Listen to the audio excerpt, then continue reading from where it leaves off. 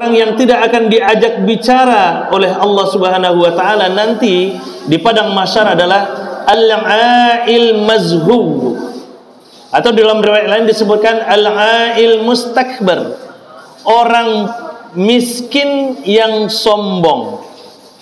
Kalau orang kaya sombong masih lumayan, Pak.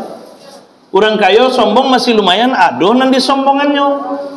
Orang bapangke sombong masih lumayan, ada yang disombongannya. Tapi orang miskin sombong itu kan kelewatan. Mohon maaf Bapak Ibu, maaf. Jadi kalau ada orang miskin sombong, apa yang akan kita sombongkan? Apa yang akan kita sombongkan? Dan kalaupun seandainya ada orang kaya yang sombong, sebenarnya sudah terlambat. Ada yang lebih kaya dibandingkan dengan kita. Korun misalnya, harta kekayaannya tidak terhitung-hitung, harta kekayaannya tidak habis-habis, dan sombong, mudah ternyata bagi Allah menenggelamkannya di daratan. Ada orang yang berpangkat pejabat, sombong karena pangkat dan jabatannya, Allah tenggelamkan di lautan seperti Fir'aun. Iku orang miskin leh, sudahlah miskin, sombong loleh. Dan kesombongan yang paling parah adalah menolak kebenaran yang disampaikan kepadanya. Bapak Ibu, sungguh kerugian dan kecelakaan, musibah terbesar dalam hidup kita ketika hati dan akal kita tak mampu lagi menerima kebenaran-kebenaran wahyu yang disampaikan oleh Rasulullah sallallahu alaihi wasallam dan ulama-ulama kita.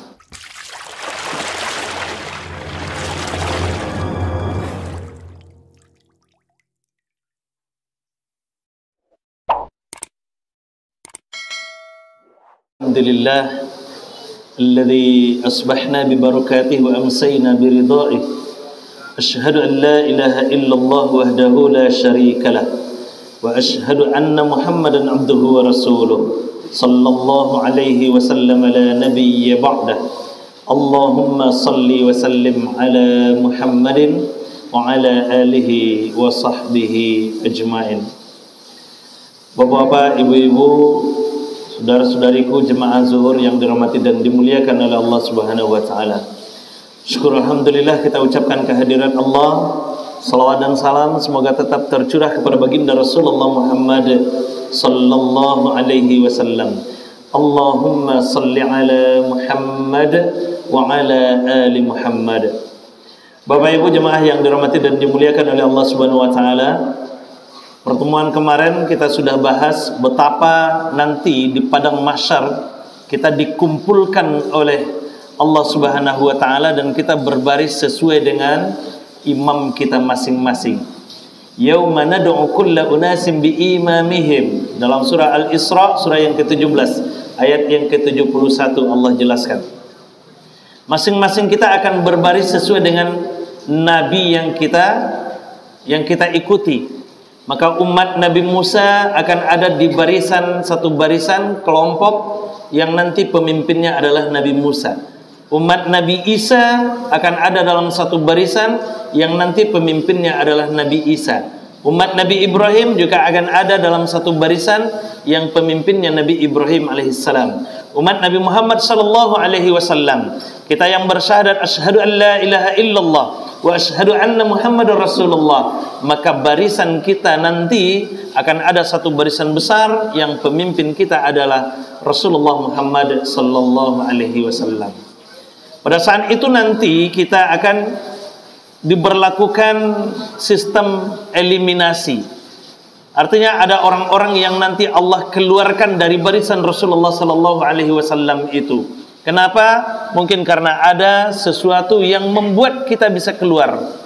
Kita melanggar aturan-aturan yang sudah ditetapkan oleh Allah Subhanahu wa taala, ataupun kita melanggar aturan-aturan yang sudah disampaikan oleh baginda Rasul sallallahu alaihi wasallam.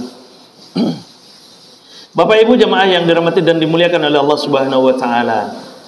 Pada siang hari ini kita akan sampaikan sebuah hadis yang diriwayatkan oleh Imam An-Nasa'i. Imam An-Nasa'i nomor hadis 2528. Jadi nanti di padang mahsyar ketika kita berbaris dalam satu barisan dalam kelompok besar, ada ternyata di padang mahsyar itu orang-orang yang Allah beri perlindungan, Yang waktu itu tidak ada perlindungan selain perlindungan Allah Subhanahu wa taala. Ini dalam satu hadis Rasul sampaikan. Tapi ada juga kelompok manusia nanti yang akan diacuhkan oleh Allah, yang akan dibiarkan oleh Allah, yang tidak akan dilihat, diperhatikan oleh Allah, yang bahkan tidak akan diajak bicara oleh Allah Subhanahu wa taala. Yang bahkan untuk mereka, orang-orang yang seperti ini, Allah tidak akan memperhatikan mereka, Allah tidak akan berbicara untuk mereka, bahkan walahum adzabun azim. Sudah dipersiapkan azab yang sangat besar, yang sangat pedih untuk mereka.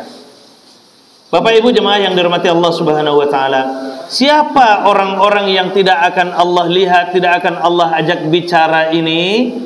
Yang pertama kata Rasulullah sallallahu alaihi wasallam, asy-syaikhuz zani, orang tua yang berzina. Orang tua yang berzina. Kalau begitu orang muda yang berzina aman-aman saja Ustaz? Tidak, tentu tidak. Hadis ini bukan ingin menunjukkan bahwa orang muda yang berzina, anak muda yang berzina akan dibiarkan begitu saja, tidak.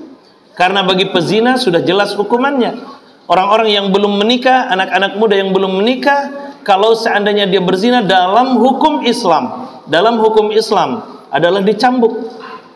Dan lebih hebat lagi orang-orang yang sudah menikah dan bahkan orang tua yang berzina, Allah Subhanahu wa taala juga sudah siapkan hukuman khusus, dirajam. Nah, di akhirat nanti, kenapa orang tua yang berzina, hanya orang tua yang berzina saja yang tidak akan diajak bicara? Bagaimana dengan orang-orang muda, dengan anak-anak muda? Anak-anak muda kita pahami mereka masih produktif, mereka masih emosional, mereka masih bersemangat, mereka masih kuat dan segala macamnya.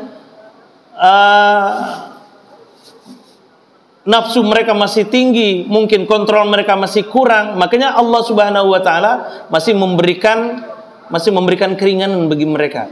Tapi orang-orang tua yang bahkan kemampuan saya landak aduh ledo, landak taluk manga-mangalai, tapi masih sempat juga berzina, Allah Subhanahu wa taala ini adalah kedurhakaan yang sangat besar di hadapan Allah. Makanya untuk orang-orang tua, kan Bapak Ibu, kita mungkin pernah mendengar, membaca ada bahkan kakek-kakek yang memperkosa cucunya, ada mungkin kakek-kakek atau orang-orang tua yang berzina dengan tetangganya dan segala macamnya. Orang-orang tua yang suka berzina dan segala macamnya ini, Allah Subhanahu wa taala tidak akan perhatikan mereka nanti. Kalau Allah lah hendak memperhatikan, kalau Allah lah hendak majak bicara, itu tentu kerugian yang sangat besar, kecelakaan yang sangat besar yang akan ditimpakan kepada kelompok ini nanti di akhirat. Itu yang pertama. Yang kedua, orang yang tidak akan diajak bicara oleh Allah Subhanahu wa taala nanti di padang mahsyar adalah al-ail mazhub, atau dalam riwayat lain disebutkan al-ail mustakbar, orang miskin yang sombong. Kalau orang kaya sombong masih lumayan, Pak. Orang kaya sombong masih lumayan, aduh nanti sombongannya. Orang bapangke sombong masih lumayan, aduh yang disombongannya. Tapi orang miskin sombong itu kan kelewatan. Mohon maaf Bapak Ibu, maaf. Jadi kalau ada orang miskin sombong, apa yang akan kita sombongkan? Apa yang akan kita sombongkan? Dan kalaupun seandainya ada orang kaya yang sombong, sebenarnya sudah terlambat. Ada yang lebih kaya dibandingkan dengan kita. Korun misalnya, harta kekayaannya tidak terhitung-hitung, harta kekayaannya tidak habis-habis, dan sombong, mudah ternyata bagi Allah menenggelamkannya di daratan. Ada orang yang berpangkat pejabat, sombong karena pangkat dan jabatannya, Allah tenggelamkan di lautan seperti Fir'aun. Iko orang miskin lah, sudahlah miskin, sombong loleh. Dan kesombongan yang paling parah adalah menolak kebenaran yang disampaikan kepadanya. Bapak Ibu, sungguh kerugian dan kecelakaan, musibah terbesar dalam hidup kita ketika hati dan akal kita tak mampu lagi menerima kebenaran-kebenaran wahyu yang disampaikan oleh Rasulullah sallallahu alaihi wasallam dan ulama-ulama kita. Mudah-mudahan kita terhindar darinya. Yang ketiga, kata Rasulullah sallallahu alaihi wasallam, orang yang tidak akan diajak bicara nanti, orang yang sudah dipersiapkan oleh Allah hukuman baginya, azab yang sangat besar baginya adalah al-imamul kadzdzab, imam, pemimpin yang pembohong. Pemimpin yang pembohong. Kalau ada orang yang bohong, kepala keluarga yang bohong, paling yang dibohonginya itu hanya anggota keluarganya. Kalau Pak RT yang bohong, paling yang akan jadi korban warga se-RT-nya. Kalau Pak RW yang bohong, paling yang akan jadi korban warga se-RW-nya. Tapi kalaulah lurah, camat, wali kota, kemudian bupati, kemudian gubernur, dan bahkan kepala negara yang berbohong, tentu kalau seandainya ada satu negara dengan rakyat 250 juta, pemimpin negaranya berbohong, 250 juta orang terzolimi karena kebohongannya. Makanya wajar pemimpin-pemimpin yang pembohong-pembohong itu akan Allah Subhanahu wa taala siapkan nanti azab untuk mereka. Tapi sebaliknya, ketika pemimpin itu masih tetap berada di jalur yang sudah ditetapkan, pemimpin itu memimpin dengan benar, bahkan kebenaran-kebenaran dia sebarluaskan dengan kepemimpinannya itu, Allah Subhanahu wa taala juga sudah siapkan perlindungan baginya. Dalam satu hadis Rasulullah sallallahu alaihi wasallam sampaikan, ada 7 golongan yang Allah akan lindungi nanti di padang mahsyar, dan yang pertama adalah al-imamul adil, pemimpin yang adil. Jadi seimbang. Maka pemimpin yang adil Allah siapkan untuk mereka perlindungan, tentu perlindungan itu akan sampai ke surganya Allah Subhanahu wa taala. Tapi sebaliknya, ketika pemimpin itu tidak mampu menjaga amanahnya, ketika pemimpin itu tidak sanggup bekerja sesuai dengan tupoksinya, bahkan ketika pemimpin itu semena-mena menghukum, menghakimi rakyatnya, pemimpin yang berbohong, tidak menjaga amanah seperti ini, Allah Subhanahu wa taala sudah siapkan azab yang sangat besar baginya. Bapak Ibu jemaah yang dirahmati Allah Subhanahu wa taala, ada 3 kelompok manusia yang Allah Subhanahu wa taala tidak akan ajak bicara, Allah Subhanahu wa taala tidak akan perhatikan, Allah Subhanahu wa taala bahkan siapkan azab untuk mereka.